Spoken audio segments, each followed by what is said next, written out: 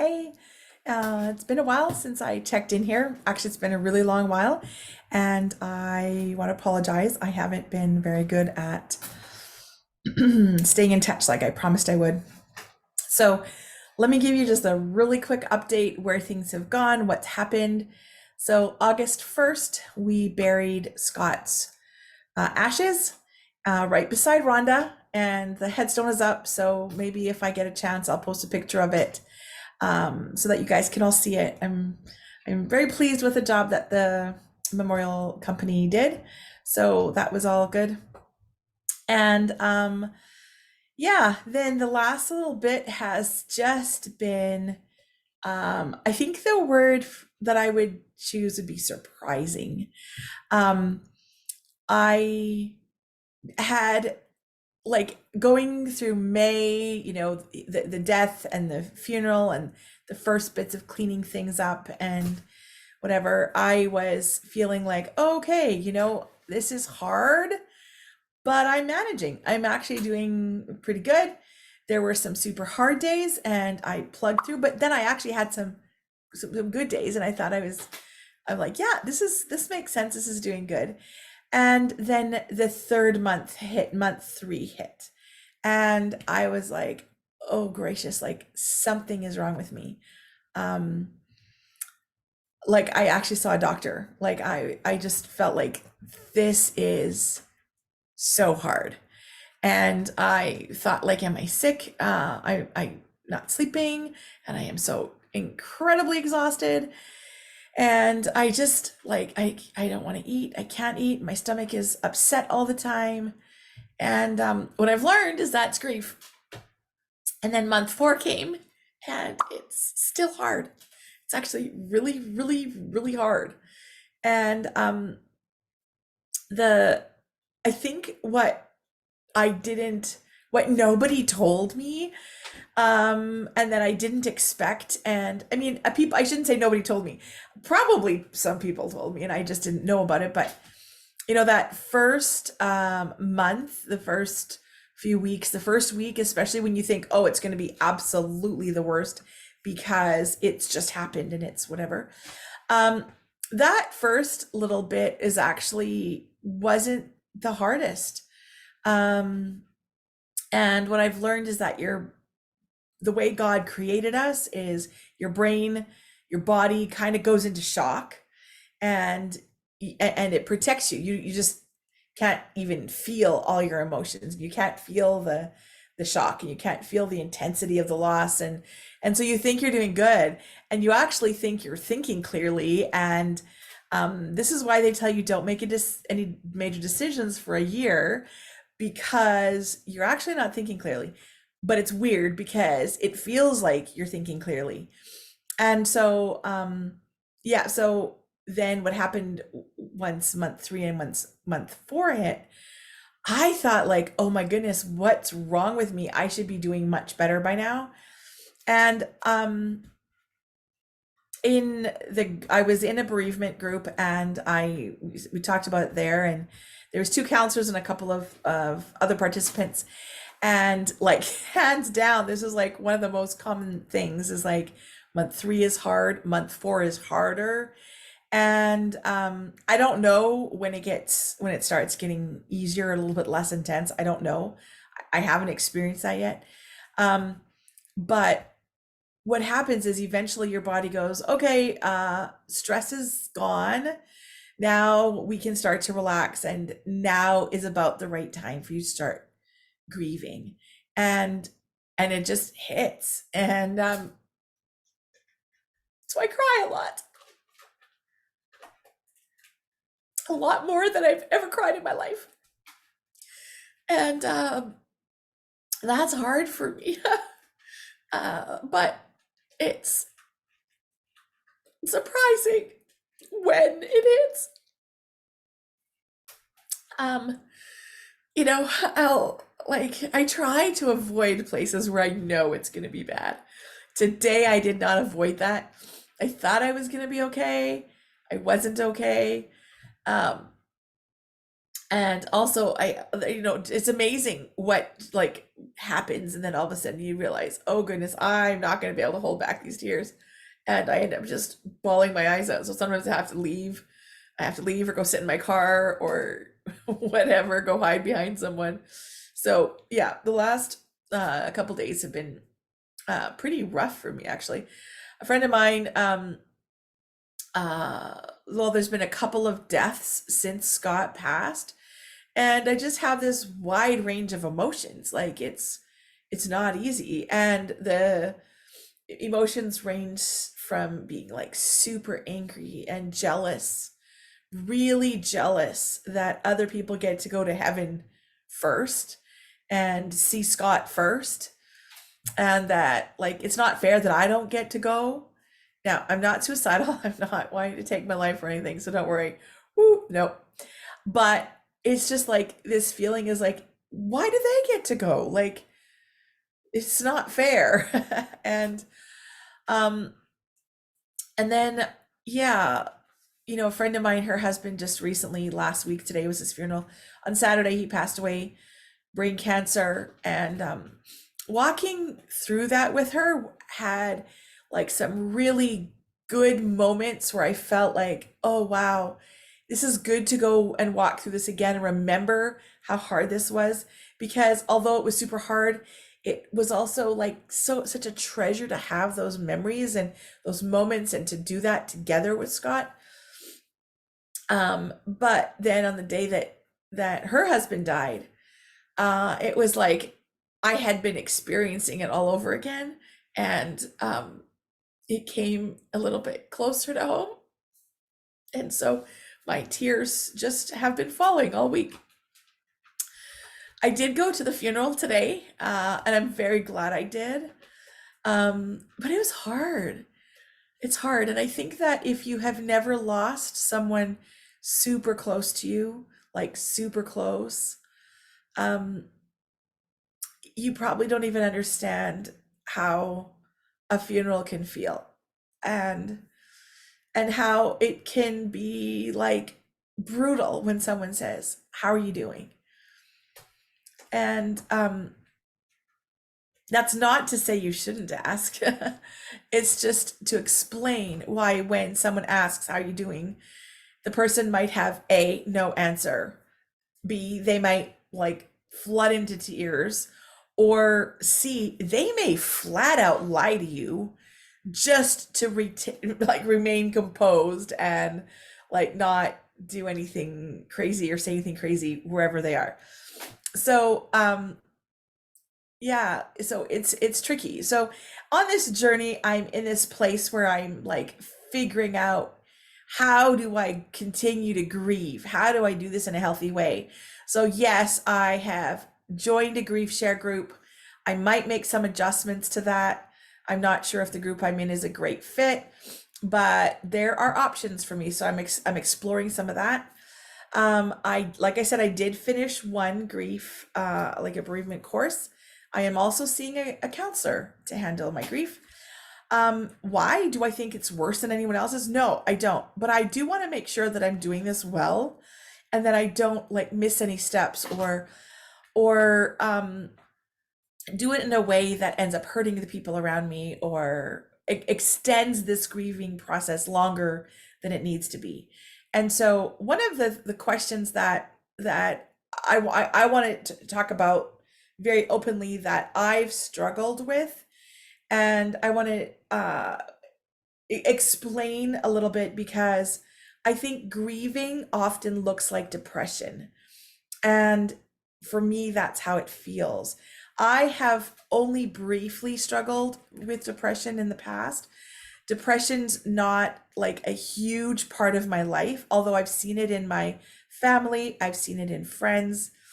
I have experienced it in minor episodes, but not in major episodes where it lasts for months or years.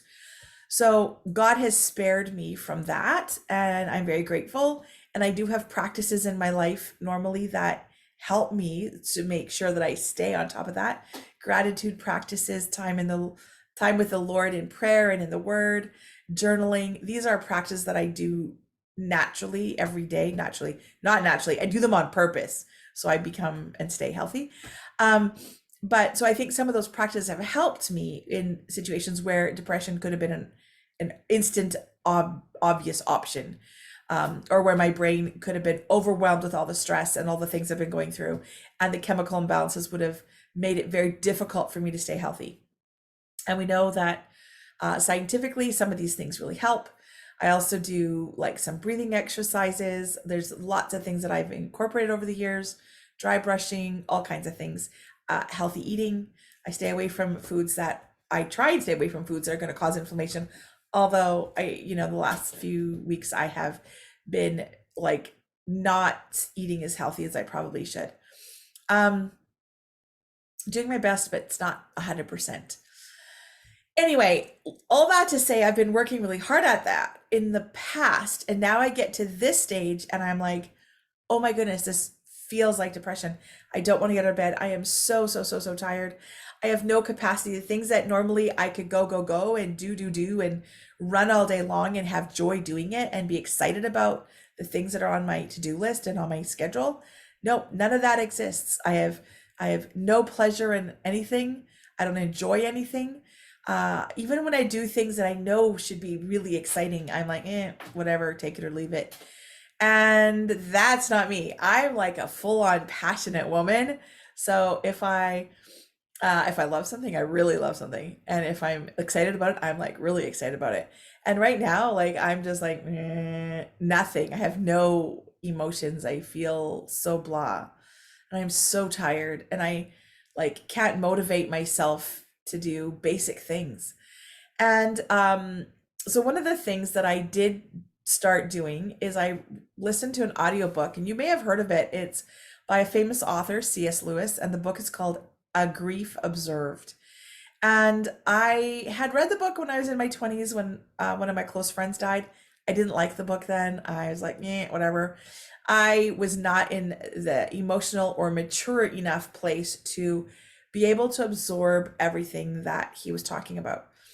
So I'm hoping that I've done a little bit of emotional growing since then.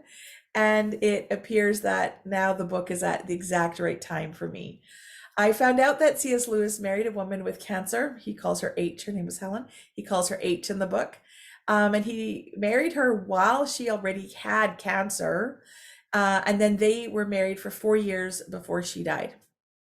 And so I thought, oh, wow, I actually had forgotten that he had such a short marriage. And that's one of the things where I'm at, people my age or Scott's age who are, widows or widowers, many of them are married 30 or more years. And so it's kind of a unique thing to be my age and widowed as a newlywed. And so that adds a different twist to it. And everybody's grief is different. And so I thought it'd be really interesting to listen to this audiobook called A Grief Observed by C.S. Lewis, because he had a short marriage. Oh my goodness. Like if you have lost a spouse or if you know someone who has lost a spouse, I would highly, highly, highly recommend this book. He gives word pictures in there that are absolutely like, poof, mind blowing as far as like, at least for myself, being able to communicate what my emotions are. He talks in there, he used this phrase, he called it the laziness of grief. And I'm like, what? That's how I feel. Like I sit on the couch or at the kitchen table and I'm like, I should go wash these dishes. And I just can't. There's no motivation, there's no desire, there's no need to, there's no want to. And the thought of like doing the dishes is just exhausting. And then I do a couple of errands and I'm like, oh my goodness, this took so much out of me, I need a nap. And it's like it's just boggling my mind how grief affects all of that. And so when he said that phrase, the laziness of grief in the book, I'm like, oh, I'm not the only one. And so there just like was really good to know that other people who are normal, intelligent, productive people in civilization, they they feel this way when they are grieving. So that was really good.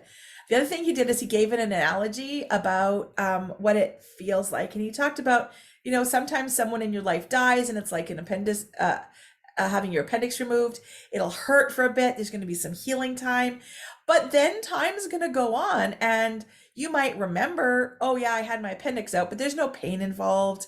You might have memories of the event, but there's no lasting pain, and you don't necessarily miss your appendix because the appendix wasn't sort of an everyday normal part of your life, right? But he talked about losing a spouse, and my guess would be this would be the same or similar. Nothing is always the same. Every grief is different, but similar to losing a child or maybe a parent. I haven't lost a parent, so I don't know if this would feel the same. But he talks about losing a spouse as an amputation. So it feels like your leg, for example, is cut off. So if your leg is cut off, like you are in excruciating pain, you cannot move, like sitting up, walking, anything, like you just can't do it because you're in such excruciating pain. And so for the first while, you're like in bed, you do nothing. You just try and cope with the pain. But eventually you do have to get out of bed, and even though you don't want to, like you need to get up and move around a bit. So you learn how to use two crutches, and using crutches is awkward. You don't know how. You bumble around, and you bump into things, you trip on things, you might even fall. And getting to use two crutches as someone with one leg is really hard. Learning how to sit, learning how to stand, learning how to use the bathroom, how to shower, how to get dressed. But eventually you would get proficient, as an amputee, you get proficient at what you do, and you might even become an athlete on one leg. And if things go really well, and if the situation works, you may eventually get a prosthetic. So a prosthetic leg that would strap onto your stump or wherever that would be. I don't know what you're picturing in your mind. But the prosthetic would certainly help you get around even better. But the fact of the matter is, no matter what you do for the rest of your life, you will always know that you're an amputee. You get into bed at night, you notice there's a leg missing. You go to put your pants on, you notice you have a leg missing. You stand up, you sit down, whatever. Even though it's not like in your mind all the time, you will have adapted your life, and you will notice, I don't have two legs. And so even though you get a prosthetic, you'll never be a biped or a two-legged person again. You will forever be an amputee. And I thought that was just such a good picture, because that's what it feels like. It feels like I've just been cut in half, and half of me is missing, and I don't know how to go about doing this.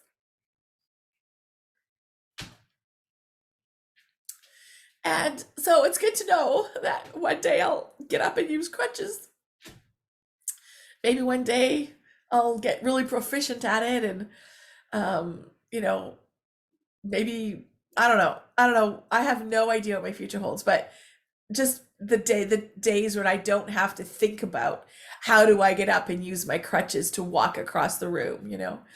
So as you know, that's a literal, that's like not like it's a metaphorical picture, it's an analogy, it's not reality. But the other thing about the story or the picture that C.S. Lewis wrote is that in the future, as the amputee, the person who's lost their leg, goes about their everyday, they will actually some days have excruciating pain. They're called phantom pains in the leg that doesn't exist.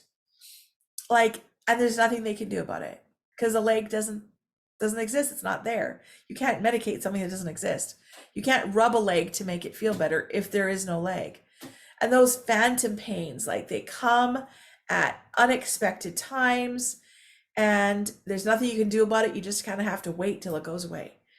And he said that the same thing happens in the grief that we experience, is that we'll be going along fine, everything will seem fine, and then all of a sudden, boom, these phantom pains will happen, and it just will take our breath away. It's going to be unexpected. We won't have been able to prepare for it. and there's nothing we can do to stop it. We just have to let the grief take its time, and that will happen till the day I die.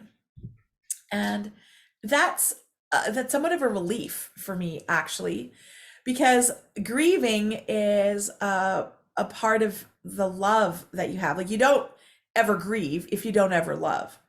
But the deeper the love, the more grief you'll have. So it's quite interesting. I've struggled in the last little bit with and it's my own, it's me. Nobody has directly said anything to me, and the comments that have come to me may not have been intentional. I may have interpreted them incorrectly.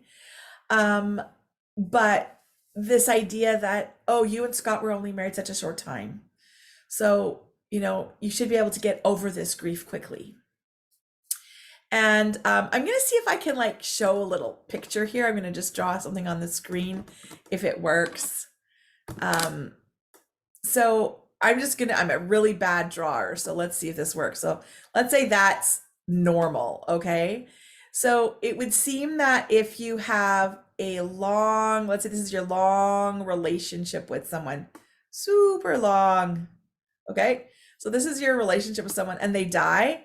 This is how much grief you'll have. It's going to be like, I'm going to see if I can change the colors here. I'm not good at this. Oh no, the colors are here. Okay, so you're going to have this much grief where the red line is, okay? Because that's the depth of love you had with this person. It doesn't matter how long the love was, but how deep it is. So some people may have a love that is this steep. Let's see if I can go. And then, oh, that's not working very good. See, I told you I'm not very good at this. They may have a love that's this deep and it's a similar length. And so you expect, oh yeah, that's a deep love. So this blue line here, this is, oops, that's not the blue line. I gotta change this. Let's go back here. This blue line is how much grief they have because that's how deep it was. And so it's possible that someone has a very, very deep love for someone, but it's a really short love. Let me see if I can change this here. So the length of time, which is up here, this is a short time, but oops, I need to change that again. But the depth of love, why is it not writing here? Why? There we go. Oops. I don't know why it's not showing up. The depth of love, oh, there, it's just low. Anyway, as you can see, the depth of love is deep. It's not how long it is, but how deep is the love. And I and Scott had a very deep, deep love. It maybe wasn't 60 years long or 35 years long or 30 years long. It was 14 months that we were married. So a little bit longer if you consider our engagement and dating period, but we had a short time, but we had a very deep, very intimate love. And so that makes sense to me why this grief is so hard. The other thing that I've been pondering, and this is a big deal, and I will probably have to make more videos about this, but it's how my mind is shifting about what I believe we have taught as a church, as a culture, about what our goals are here on planet Earth. And one of the things is the whole teaching on pain. I think we have done such a poor job of teaching about pain and suffering in the North American church, like a really bad job. Even if you had a church that did a good job, they probably still didn't do a good enough job. I think that when we look at what the truth is this: on planet Earth, we will have trouble. We will have pain. We will have suffering. We will have sorrow, disappointment, and trauma. That is a 100% guarantee. If you haven't experienced it today, it might be tomorrow. If you haven't experienced it this year, it might be next year. Likely at some point in your life, you have experienced it, and you could probably write a book about it. And unfortunately, it is not going to end. It'll probably get worse. If you got married, one of you will be a widow or a widower. And it's possible that if you have children, that you might lose one of them. If you have grandchildren, you may lose one of them. And if you don't lose them, they might become sick. Look at the world around you. Young people are dying. Young people are sick.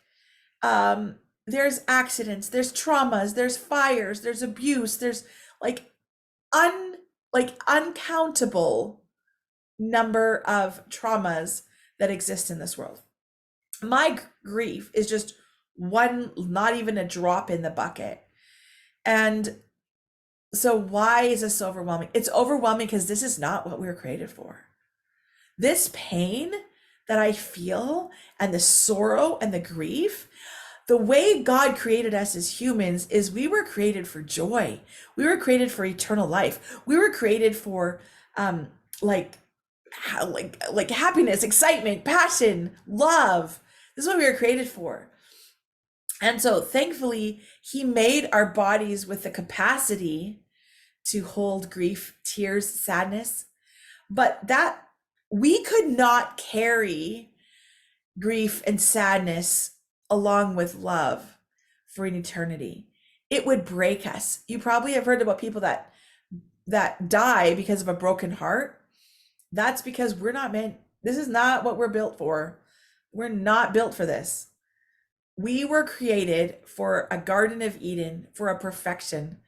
And this is not that. But in God's wisdom and glory, his omniscience, and I don't understand it, so there's lots of parts of this I don't get, but he knew that because the world would be a fallen place, he created us with the ability to hold trauma, to hold grief, to cry, to have sadness, to experience it.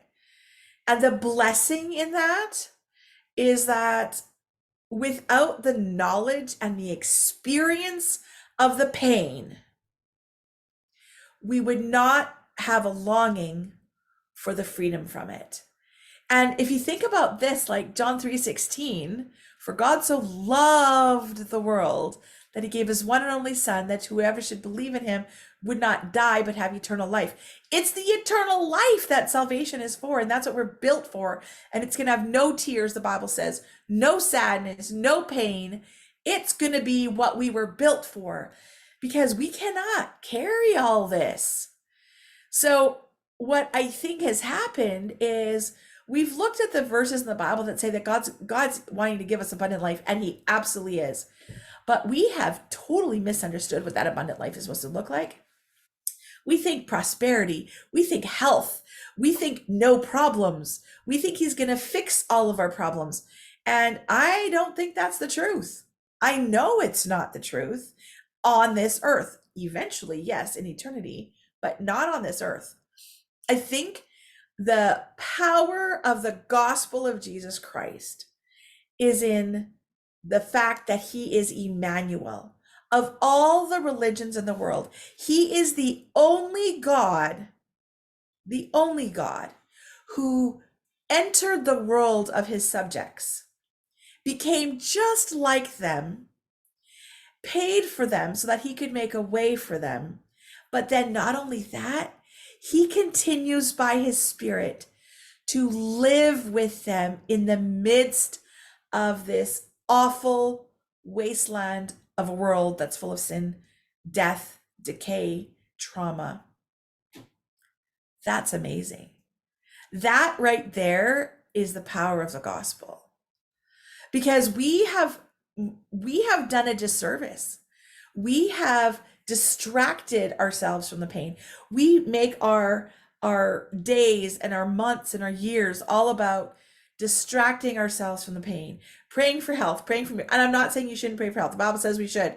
So go for it, do it. And I will too. But when it doesn't come, we shouldn't be discouraged. We should go, oh yeah, this is expected because we're on planet Earth. But we distract ourselves with food, with smoking, with alcohol, with drugs, with medication, with shopping, gambling, anything, any kinds of addictions. We distract ourselves. Games, movies, TV, apps, right? Scrolling. We distract ourselves rather than build a relationship with the one who is in the pain with us. And so I'm in this stage of trying to figure out, how do I walk with hand in hand with this pain, this grief, this loss, plus the pains that will continue to come my way because I'm still alive. How will I hold hands with that on one side, knowing that this is where I am right now? I'm on planet Earth and it is going to hurt. How do I do that? But at the same time, holding on to the hand of Jesus in a way that I experience him as comforter. I experience him as the Prince of Peace. He is Emmanuel, God with me in this dark and crazy, painful, grieving, self-destructing world. He is here. He is with me. This is incredible. And this is the gospel, because he hasn't left us to navigate this world alone. He has come. He has come and is still walking with us. And for me, that's just, it's beautiful. It gives me hope. There was a few weeks ago, I was watching a news thing, which I shouldn't have done because it created a bit of anxiety, but I was watching some news from a closed country where people are persecuted for their faith, for their religion, and for believing that Jesus is who he says he is. And that fear and panic came out. What would I do? Like, there's so much pain in their lives, and they lose everything. They lose husbands and wives, and husbands are watching their wives being raped. And I'm sorry if this is too heavy, but this is the reality in many parts of the world, simply because they love Jesus. Their children are murdered and slaughtered in front of them, or their children are taken away and raped and then put into child armies. And like, there's so many things that are so painfully wrong in this world. And why do they still love Jesus? And I know that it's because he has not only given them a promise for the future to say, I promise your eternity will not be like this. Your eternity is going to be pain-free. Your eternity is going to be tear-free. Your eternity is going to be filled with joy and love like you've never known. It's going to be beyond your wildest imagination. But not only am I going to do that, I am going to walk with you and I'm going to be with you in the midst of this pain, so that when you are in the absolute worst moment, when it can't get any darker, Jesus is still there. Wow. Like, that's huge. And so that's the perspective I'm trying to take into my grief. And whether or not you're going through a hard time, or you have gone through a hard time, and I know you will go through a hard time, no matter where you are, whether it's grief or some other trauma or difficult situations, there actually might not be a good answer here on earth. You might go bankrupt, and you might lose your spouse, and you might lose your house, your car.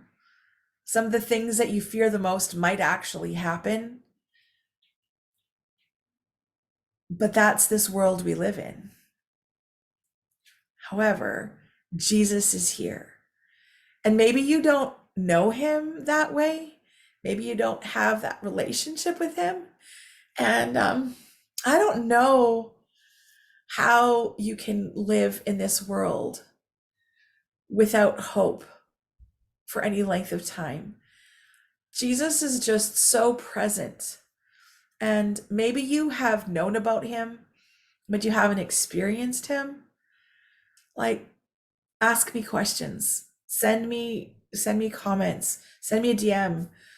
It's not hard to find me online. My phone number is everywhere. Um, but connect with me, because if you're in a dark place, I can promise you that if this dark place ends, another one will come. I can promise you pain, because in this world there will be trouble. But I can also promise you that in the midst of the pain will be Jesus. And he won't necessarily fix the pain. And he won't make it get better. And he won't necessarily stop it. And he won't necessarily heal. But he will be there. And he will comfort you, and he will give you strength like you can't get anywhere else. And of all the religions in the world, he is the only one that offers that promise. So if you want to know if it's true, the only thing would be to try it out. I'm speaking to you from my grief journey, but my grief journey also comes from like decades of loving Jesus and following him. And I love Jesus and I followed him to the best of my ability. Am I perfect? Absolutely 100% not. But I've worked hard at loving him the best that I can. So some people would have said to me in the past, "Oh, would you pray for me? Like, you're such a strong Christian. You have so much faith and God does miracles for you." That what I do for God does not give me like power with him, and it won't give you power with him. Our God is just like so insanely amazing that he loves us and gives us grace and forgiveness and mercy just because he loves us and just because we ask. Doesn't matter what we do, he pours out his grace and mercy and then draws us closer and closer to himself, because he wants us to be protected in his likeness. Like, the more we are like him, the more we're sort of safe in his arms. But he guards our soul, and he promises us that eternity. He promises us to be with him when we choose to follow him and to be in relationship with him. It's really quite simple. And I hope that you experience that. And you can experience that whether you've never had a relationship with him, or you did have one and you walked away and you kind of forgot and you left him by the wayside. And maybe you even said crazy things like, "I never want to be a Christian again," or "I hate God." You know what? God's grace is bigger than even that sin that you think is holding you back. So I can promise you two things. You're going to have pain. This life is going to be full of really awful, horrible, tragic moments. But if you walk with Jesus, you won't be alone in the pain. Even when, the people around you, you're done seeing counselors, your pastor has no more words for you, your depression is dark, your family's all gone home, and it feels just so alone, Jesus hasn't left you, and he won't. And so maybe you just needed that reminder today. I know that I've known this in my head for so long, so many years. But sometimes when we go through a new pain, like this new grief that I have of losing Scott, it just reminds us this world is not what we were made for. We're made for something beautiful. Scott's there, and I'm so jealous. One day I'll go too, and I hope you do too. But in the meantime, while it still hurts, we can hold on to Jesus and we can hold each other up. And so send me questions if this is of all interest to you. Let me know if you still want to keep hearing my rantings and ramblings about my grief and my faith. Because as far as I'm concerned, unless my faith impacts my actual day-to-day living, there's no point. And does my faith make my world better? Does it fix everything? No, it does not.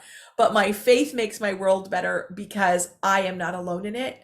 And Jesus gives me strength and peace and grace and mercy that I can show others. in the midst of all the pain. And that alone is a beauty that no one else and nothing else in this world can give.